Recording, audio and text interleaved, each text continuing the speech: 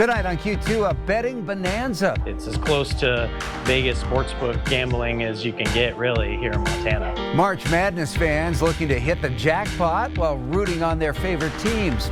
Plus, a lawsuit filed against the Billings Police Department. Anderson Towing didn't get any hearing whatsoever.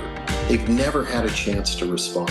A Billings tow company already in some trouble themselves now takes aim at the city. We'll tell you why. In Montana, Governor Greg Gianforte signs 2 anti-transgender laws into effect. Those already appear headed for the courts. The MTN 10 o'clock news starts right now. From Montana's news leader, this is the MTN 10 o'clock news. Well, good evening, and thanks for staying up late with us on this Thursday night. I'm Russ Riesinger. Hope you've enjoyed coverage of the Sweet 16 here on Q2. As college basketball teams battle for a national title in one of sports' biggest events. Special time for the players, the coaches, and the fans. It's also one of the busiest months for Sports Bet Montana. And so far, as our Charlie Kleps reports, this year has reached new heights in popularity with more than 47,000 bets placed since Election Sunday. It's something that's become increasingly popular, hitting up your closest Montana sports bet machine and testing your luck with any possible sporting game going on.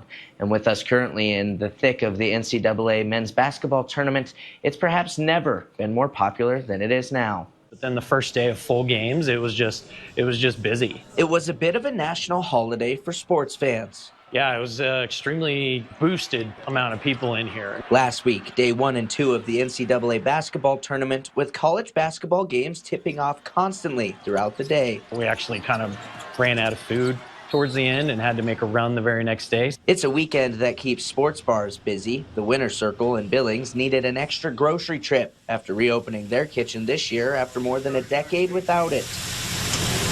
But partner Rhett Hightower knows it isn't necessarily the food that was filling these seats. For the tournament, we saw around like a 15% increase in just the amount of tickets that were being run. A vast majority of the crowd was hitting up this machine in the corner of the bar, hoping their sports bets would wind up being lucky. It's as close to Vegas sportsbook gambling as you can get, really, here in Montana. And the popularity is huge. It's it's right up there with the Super Bowl. Across the state, that was common. Montana sports bet coordinator Brady Schultz says that first 4 days of the tournament saw an influx of bets. The total bets placed during that is what we sometimes see in full weeks. And the amount is impressive. In just 4 days, Schultz says there were more than 37,000 total bets placed, with a payout over 990,000. Our payout on March Madness was about 91%. Odds that prove to be favorable. While it's less games this weekend, the stakes are higher. The meaning of the games and the popularity of teams that are still in it is escalated even more. Good news for Hightower, who gladly welcomes any extra crowds brought in. That just kind of translates to, obviously, just people hopefully hanging out for a little while. In Billings, Charlie Kleps, MTN News.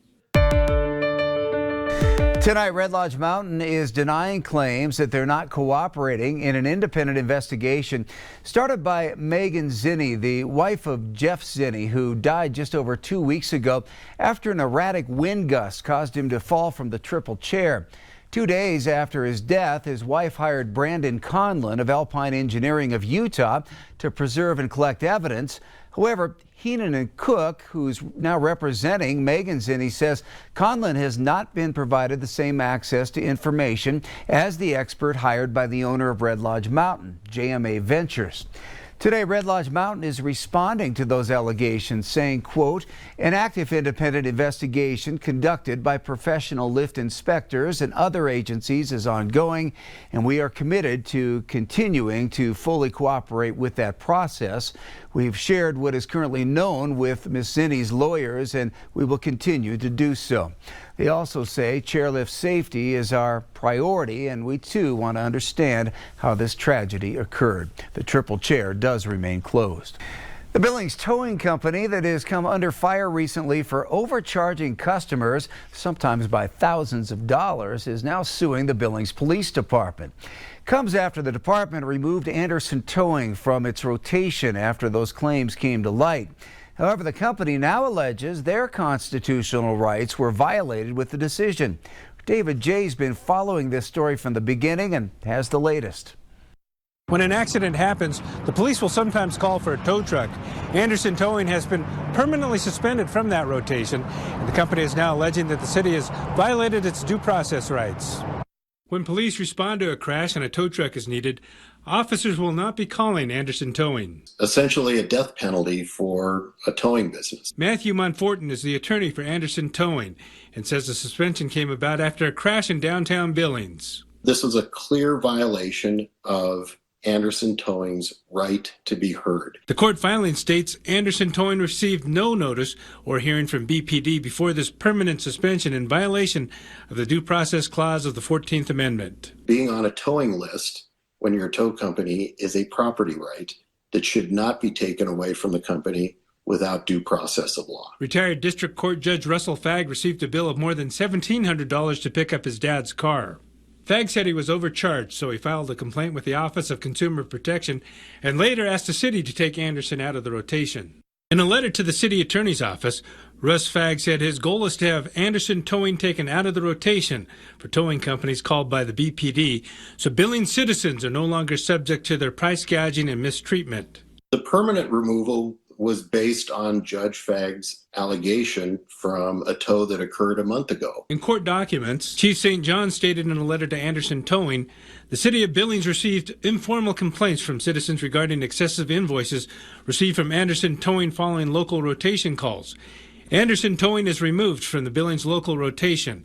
This decision is permanent and will not be reconsidered. We have never seen what those informal complaints are. A spokesperson says police followed the same procedures as the state for tow truck complaints. When Anderson Towing gets to have their day in court, we're going to have the evidence to disprove these allegations. In Billings, David J., MTN News. Today, Montana Governor Greg Gianforte signed two highly watched and debated bills into law, one that ties bathroom use to a person's biological sex, and another that bans transgender athletes from women's sports. House Bill 121 requires transgender people to use the bathroom that aligns with their sex at birth. It requires public schools, correctional facilities, and other public buildings and domestic violence shelters to designate bathrooms and sleeping areas for either men or women based on their biological sex at birth. HB 121 goes into law immediately. Meanwhile, House Bill 300 amends Montana's code to define allowing a biological male to compete in women's and girls' sports or using women's or girls' locker rooms as an act of discrimination toward female athletes.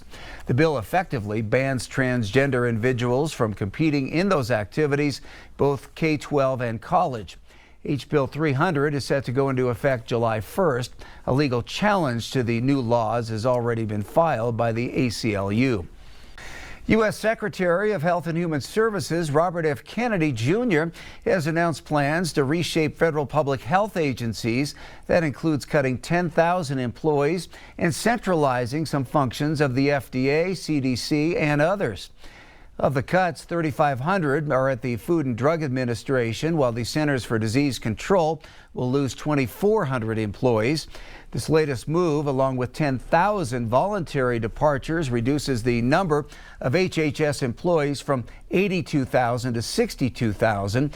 300 staffers at Centers for Medicare and Medicaid Services are also getting cut. Democrats called it a move that will make America sicker.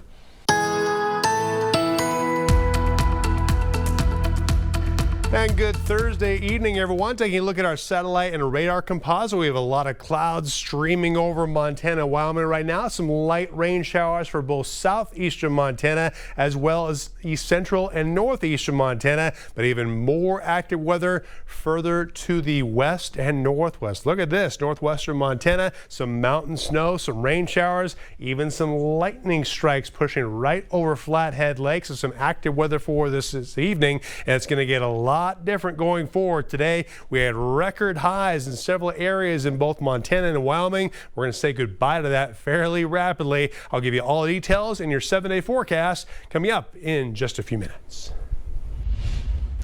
A new outdoor rodeo arena is closer to becoming a reality at the Metro Park Fairgrounds. Today, construction crews began to prepare the dirt for that project, which is slated to last through July.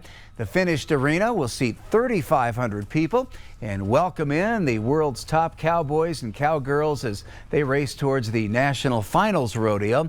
The Niles general manager, David Allen, has worked in the rodeo for more than 50 years and is definitely excited for the venue's first rodeo, which will take place during the last 3 days of the Montana Fair in August. I'm looking forward to opening night in August and seeing that grandstand full of people, seeing about a 75-degree evening in August, which is what we have at 7 o'clock in the evening, you know, during fair. It's just going to be gorgeous. We've got the best of contract people and everything else coming, and they're going to see a show they haven't seen in rodeo for quite a while in Billings. Well, tickets for the rodeo are not yet available. Allen is hopeful that fans will be able to purchase them by May.